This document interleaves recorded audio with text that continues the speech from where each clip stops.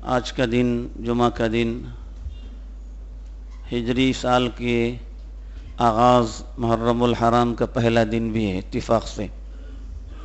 گویا کہ آج کے دن سے ایک نئے سال کی ہم زندگی کے اندر ابتدا کر رہے ہیں.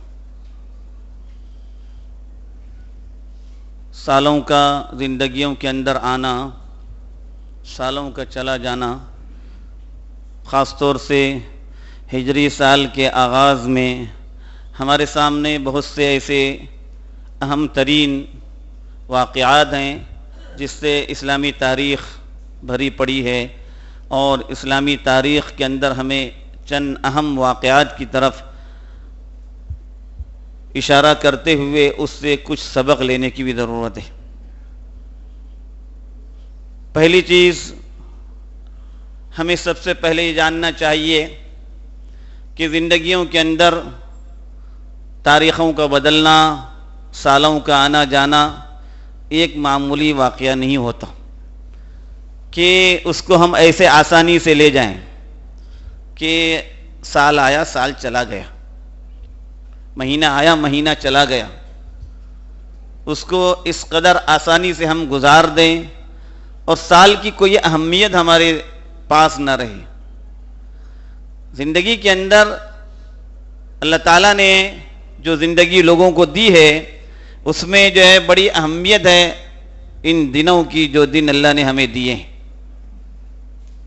جو مہینے ہمیں عطا کیے ہیں، جو سال اللہ تعالیٰ نے ہمیں عطا کیے ہیں، اس کی بڑی اہمیت ہے.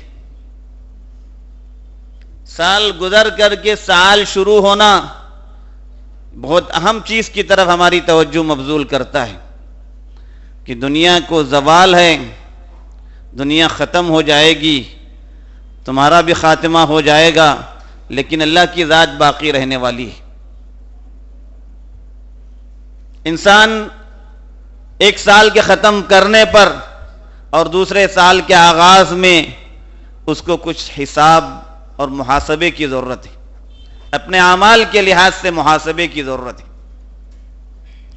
اس کے لیے کوتاہیوں پر ندامت اور شرمندگی کے ساتھ اللہ کے حضور معافی کی بھی ضرورت ہے، اور سال نو کے آغاز پر بڑی آرزوئیں اور تمناؤں کے ساتھ اس کو جو آگے بڑھنا چاہیے. اللہ سے دعائیں بھی کرنی چاہیے کہ یہ سال ہمارے لیے اور پوری امت مسلمہ کے لیے باعث خیر و برکت بنائے، امن و امان اور رحمت کا سال بنائے. سال آئے اور چلا جائے اور ہمارے اوپر، ہماری زندگیوں کے اندر اس پر کوئی اثر نہ ہو، ہم اس سے کوئی اثر لینے والے نہ ہوں، بس معمولی دن گزر گیا، معمولی سال گزر گیا. بزرگوں اور بھائیوں، ایسا نہیں ہے. ہم آخرت کے قریب ہو چکے ہیں، دنیا سے دور ہو چکے ہیں. سال کا اختتام اور آغاز ہمیں یہی بتاتا ہے. سابقہ سال کے اندر جو عمل ہوئے اب اس کے اندر کوئی تبدیلی ہونے والی نہیں ہے، مٹایا نہیں جا سکتا اس کو. لیکن اب سال کے آغاز میں اللہ کے ملائکہ کے پاس جو دفتر دیے گئے ہیں وہ دفتر بالکل صاف ستھرے دفتر ہیں، اس پر ایک نقطہ بھی لکھا ہوا نہیں ہے. اب اس دفتر کو اپنی نیکیوں سے بھرنا ہماری اور آپ کی ذمہ داری ہے. کون ہم میں سے ایسا ہے جو اپنے ان دفتروں کو جو ہے نیکیوں سے بھرنے والا ہوتا ہے، اچھائیوں سے، خیر کے اعمال سے بھرنے والا ہوتا ہے، اللہ کی رضا اور خوشنودی کے اعمال سے بھرنے والا ہوتا ہے؟ یہ ہماری ذمہ داری ہے. ملائکہ زیادتی نہیں کرتی، جو کچھ ہم نے کیا ہوگا اسی کو لکھیں گے. تو ملائکہ کے ہاتھ میں جو دفتر ہے بالکل صاف ستھرے دفتر ہے. اب اس کو جو ہے نا بھاری اور وزنی بنانا نیک عمل کے ترازو میں، یہ ہماری اور آپ کی ذمہ داری ہے. یہ ہمیں سب سے زیادہ جو ہے اس سال کے آغاز کے اندر یہ سمجھنا چاہیے. دوسری بات جو ہمیں سال کے آغاز کے اندر، خصوصاً ہجری سال کے آغاز کے اندر جو سب سے اہم ترین چیز ہمیں جاننے کی ضرورت ہے وہ ہجرت نبوی کا واقعہ ہے. سال کو ہجری سال کہا جاتا ہے. یہ ہجرت کیا ہے؟ ہجرت کے معنی، ہجرہ کے معنی عربی میں آتے ہیں آدمی چھوڑ دے، جس چیز میں ہے اس کو ترک کر دے. ایک جگہ ہے وہاں سے نکل کر کے دوسری جگہ چلا جائے، اپنے غلط کاموں پر قائم ہے تو اس کو چھوڑ کر کے اچھائی کی طرف ہجرت کرے. اسلام کی تاریخ میں سب سے اہم ترین واقعات میں جو واقعات ہوئے ہیں اس میں سے ایک اہم ترین واقعہ سیرت نبوی کا اللہ کے نبی صلی اللہ علیہ وسلم اور حضرات صحابہ کی ہجرت کا واقعہ تھا. ہجرت کس عظیم مقصد سے ہوئی تھی؟ کتنے عظیم ترین شہر کو چھوڑا گیا تھا، دنیا کی مقدس ترین سرزمین مکہ مکرمہ جہاں کعبۃ اللہ، اس زمین کو چھوڑ کر کے، اس علاقے کو چھوڑ کر کے دوسرے علاقے کی طرف ہجرت کر رہے ہیں. اللہ کے دین کے ماننے والے اور اللہ کے دین کو لائے ہوئے نبی اس علاقے کو چھوڑ رہے ہیں جس علاقے میں آپ پیدا ہوئے، آپ کی پرورش ہوئی، آپ کی جوانی گزری، آپ کی جو ہے زندگی کا ایک بہت بڑا عرصہ گزرا. کیوں چھوڑا آپ نے؟ مکہ مکرمہ سے آپ نے ہجرت کیوں کی؟ صحابہ کو ہجرت کرائی، کیوں ہجرت کرائی؟ کہ وہ گاؤں اس سے زیادہ اچھا تھا، یا اس گاؤں کے اندر اس کے مقابلے میں دنیاوی مال و متاع زیادہ تھا؟ بزرگوں اور بھائیوں، اس پر غور کرنے کی ضرورت ہے کہ اللہ کے نبی کو اور آپ کے صحابہ کو اسی سرزمین پر رہتے ہوئے کتنی قربانیوں کے ساتھ وہاں سے نکلنا پڑا ہے. کتنی قربانیاں دی ہے صحابہ نے وہاں سے نکلنے کے لیے.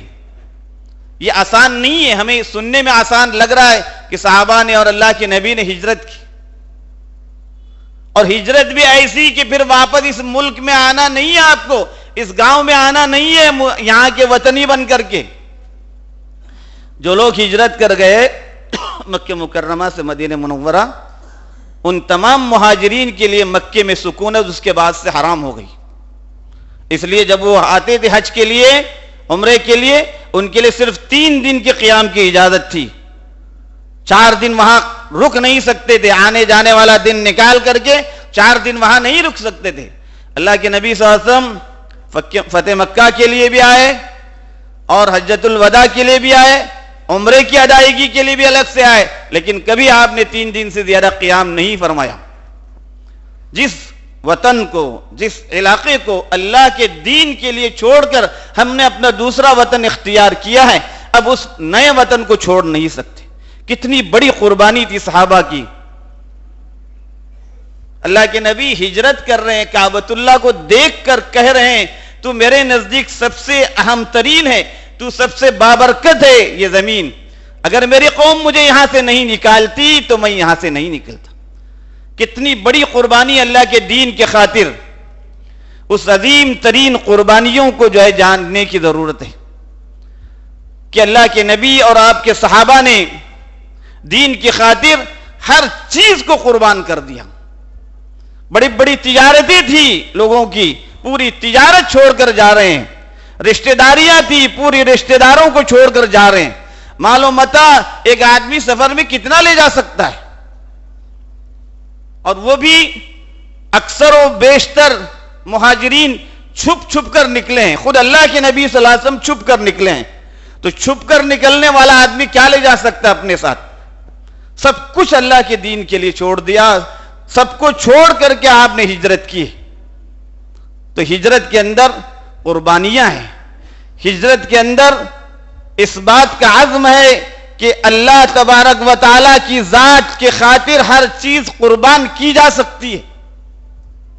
ہجرت کے اندر لوگوں کو یہ سبق دلانا مقصود ہے کہ دین پر جب آ جائے انسان کے، شریعت پر آ جائے تو پھر انسان نہ اپنے رشتہ داری کو دیکھے گا، نہ اپنے تعلقات کو دیکھے گا. ان سب چیزوں کو اسے چھوڑنا پڑے گا. ہجری سال کا آغاز اس اہم ترین واقعے کو ہمیں یاد دلاتا ہے کہ اللہ کے نبی صلی اللہ علیہ وسلم نے مکہ جیسی مقدس سرزمین کو چھوڑ دیا، وہ بھی صرف اللہ کے حکم پر، اللہ کے دین کی خاطر. پھر جا کر آپ نے مدینہ منورہ کی سرزمین پر قیام فرمایا، وہاں پر اسلامی سلطنت کی جو ہے بنیاد ڈالی گئی. اور پھر اس کے بعد سے ہجرت کے بعد سے جو واقعات سیرت کی کتابوں میں ہمیں ملتے ہیں اللہ کے نبی کی سیرت کے تعلق سے، اسے جاننے کی ہمیں ضرورت ہے. اسی ہجرت کے واقعے سے ایک تیسرا اہم ترین سبق ہمارے لیے وہ یہ ہے کہ مسلمان اپنے سال کا آغاز محرم الحرام سے کرتا ہے. اسلام کے اندر سال کا آغاز محرم سے ہوتا ہے، اختتام ذی الحجہ پر ہوتا ہے. یہ کس نے بنایا؟ قرآن نے تو کہا ان عدت الشہور عند اللہ 12 شہرا فی کتاب اللہ. اللہ کے نزدیک مہینوں کی تعداد 12 مہینے، منہا 4 حرم، 4 مقدس اور محترم مہینے ہیں. تو یہ 3 مہینے ذی قعدہ، ذی الحجہ، محرم لگاتار جو ہے حرمت والے مہینے آتے ہیں. اور پھر بیچ میں رجب ایک مہینہ آتا ہے جو حرمت والا 4 مہینے ہیں، جن 4 مہینوں کی زمان جاہلیت سے لوگ اس کا عزت اور اس کا احترام کرتے آتے تھے. ان مہینوں کے اندر جنگ وغیرہ نہیں ہوا کرتی تھی. تو اس سال کا آغاز کہاں سے کیا جائے؟ سیدنا عمر بن الخطاب رضی اللہ عنہ نے اپنے خلافت کے آغاز میں، جب سلطنت کی حدود کافی دور تک پہنچ چکی تھی، بہت سے امور جو حضرت عمر نے اپنے زمانے میں ایجاد کیے تھے، اس میں سے ہجری تاریخ کا بھی تھا. حضرات صحابہ کو جمع فرمایا، اور ہر کام کے لیے جو ہے لوگوں کی ایک تاریخ ہوتی ہے، ہمارے لیے بھی ایک تاریخ ہونی چاہیے. ہم کس واقعے کو اپنے سال کا آغاز بنائیں، ہماری تاریخ کہاں سے شروع ہو. لوگوں نے مختلف مشورے دیے تھے اس وقت.